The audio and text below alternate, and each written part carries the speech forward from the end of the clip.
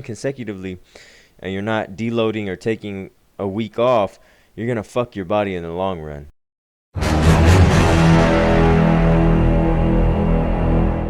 YouTube, what's good? It's your boy Adam back with another video, and on this channel, man, we talk about women, fitness, dating advice, and overall self-improvement. So if you haven't already, go ahead, hit the like button, subscribe to the channel, and hit that bell to be notified when I drop another video, man.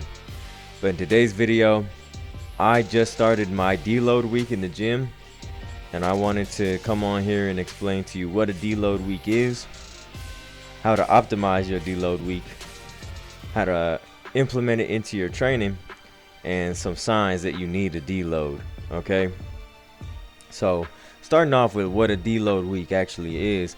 A deload week is basically where you kind of lift like normal. It's a normal training week, but instead of doing the normal volume that you typically do or weight that you typically do, you just want to decrease it for that week, for that period of time, or however long your body needs to recover from.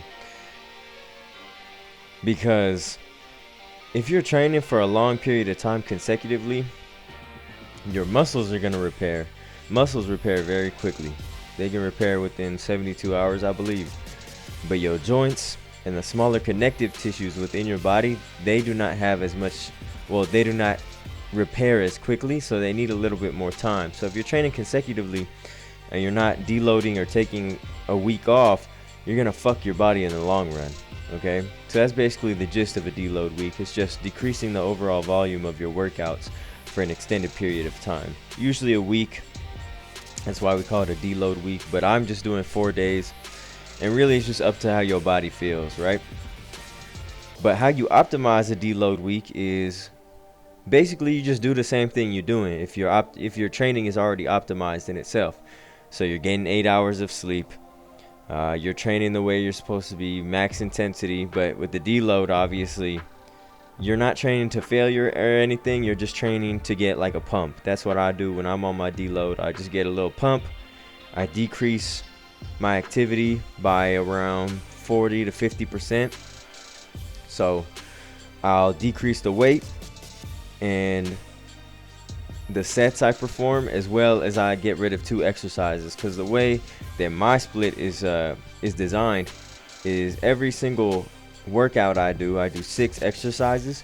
So in my deload week I only do 4 with lightened weight and less reps, and just to get myself a little pump, and I'm out of there, right?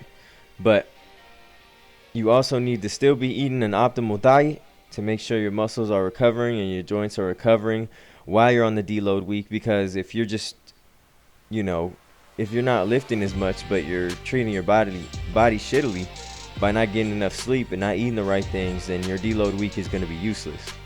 You know what I mean? So make sure you optimize your eating habits and your sleep. And the deload week will also help with your mentality, because eventually when you're in the gym for a long time, just like your body, your mind is going to be so fatigued and you won't want to get in there anymore. So a deload week is a good way to get motivation back, because you're like, fuck, I used to be lifting so much more before this deload. I want to get back to that, right? It gives your brain time to recharge, rest, and adjust, as well as your body. Okay, but some signs that you might need a deload week are if you're feeling heavy and sluggish during your workouts, if you're not feeling the same way you usually do, if the weight that you usually use for your working sets is feeling too heavy, if you have different injuries, well, not injuries, but if you have like weird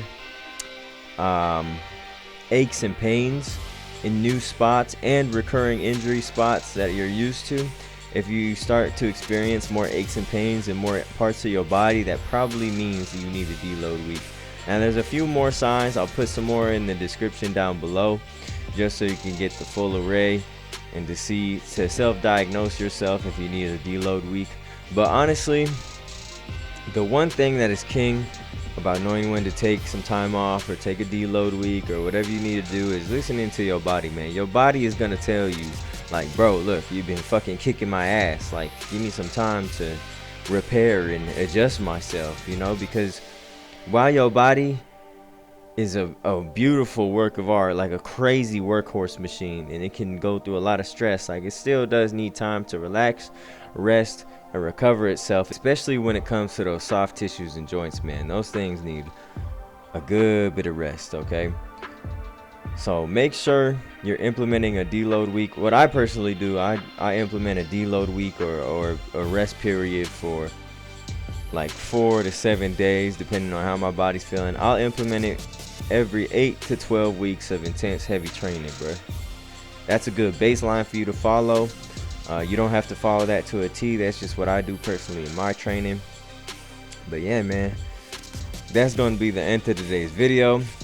If you enjoyed it, if you learned something, make sure you hit that like button, subscribe to the channel, leave a comment down below if you've ever done a deload week, how you like to do it, how you optimize it, things of that nature.